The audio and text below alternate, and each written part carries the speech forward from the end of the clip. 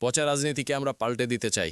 বেইনসাফি, সন্ত্রাস, দুর্নীতি, মানুষ হত্যা ও মা বোনদের ইজ্জত হরণের মাধ্যমে গত ৫৪ বছর দেশে মহাধ্বংসযজ্ঞ চলছে উল্লেখ করে জামায়াতে ইসলামীর আমির শফিকুর রহমান বলেছেন, পচা রাজনীতিকে আমরা পাল্টে দিতে চাই। এই পচা রাজনৈতিক সংস্কৃতি পরিবর্তন করতেই জামায়াতে ইসলামী রাজপথে নেমেছে।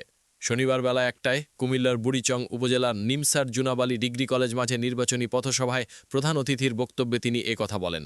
কুমিল্লা ৫ বুড়িচং ব্রাহ্মণপাড়া আসনে ১১ দলীয় নির্বাচনী ঐক্যের প্রার্থী মোবারক হোসেনের সমর্থনে এ পথসভার আয়োজন করা হয়। শফিকুর রহমান বলেন, আমরা নোংরা রাজনীতি আর দেখতে চাই না। আমরা চাই বাংলাদেশ একটি মানবিক মর্যাদায় প্রতিষ্ঠিত হোক। আমরা চাই বাংলাদেশ বিশ্বের দরবারে উন্নত শির নিয়ে স্বাধীন ও সম্মানজনক রাষ্ট্র হিসেবে দাঁড়াক। আমাদের যুব সমাজের এটাই ছিল আকাঙ্ক্ষা। তারা জুলাইয়ে সব ধরনের ফ্যাসিবাদের বিরুদ্ধে দাঁড়িয়েছিল। বুকের রক্ত দিয়ে তারা আমাদের এই মুক্তি ও স্বাধীনতা এনে দিয়েছে। তাদের প্রতি গভীর শ্রদ্ধা জানাই।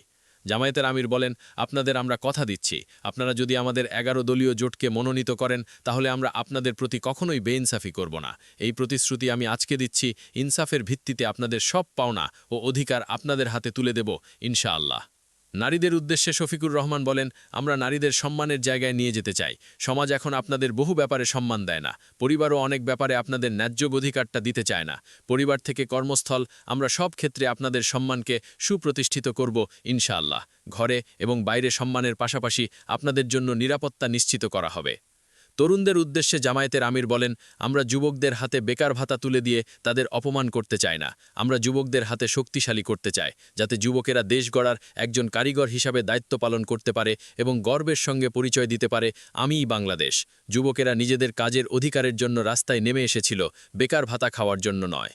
কুমিল্লা ৫ আসনে জামায়াতের প্রার্থী মোবারক হোসেনের সভাপতিত্বে পথসভায় আরও বক্তব্য দেন জামায়াতের সহকারী সেক্রেটারি জেনারেল এটিএম মাসুম, মাওলানা আব্দুল হালিম, কুমিল্লা উত্তর জেলা জামায়াতের আমির অধ্যাপক আব্দুল মতিন, ঢাকা বিশ্ববিদ্যালয় কেন্দ্রীয় ছাত্র সংসদের ভিপি সাদিক কায়েম, ছাত্র শিবিরের সাবেক কেন্দ্রীয় সভাপতি জাহিদুল ইসলাম, বর্তমান সেক্রেটারি জেনারেল সিবগতুল্লাহ সিবগা প্রমুখ।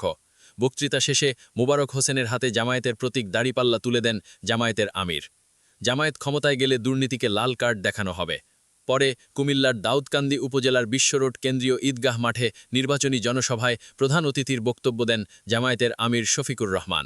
তিনি বলেন, জামায়াতে ইসলামী ক্ষমতায় গেলে দুর্নীতিকে লাল কার্ড দেখানো হবে। আমাদের অঙ্গীকার, এমন একটি বাংলাদেশ বানাতে চাই যে বাংলাদেশে মায়েদের মর্যাদা ও নিরাপত্তা নিশ্চিত করা হবে, যোগ্যতা অনুযায়ী বেকারদের কর্মসংস্থান করা হবে, বৈষম্যহীন বাংলাদেশ গড়ে তোলা হবে, ন্যায় বিচার প্রতিষ্ঠা করা হবে। জামায়াতের আমির বলেন, দেশে সবার জন্য বিনামূল্যে স্বাস্থ্যসেবা এখনও নিশ্চিত করা হয়নি। পয়সা দিয়ে স্বাস্থ্যসেবা নিতে হচ্ছে। জামায়াতে ইসলামী ক্ষমতায় এলে দেশের সবার স্বাস্থ্যসেবা বিনামূল্যে নিশ্চিত করা হবে।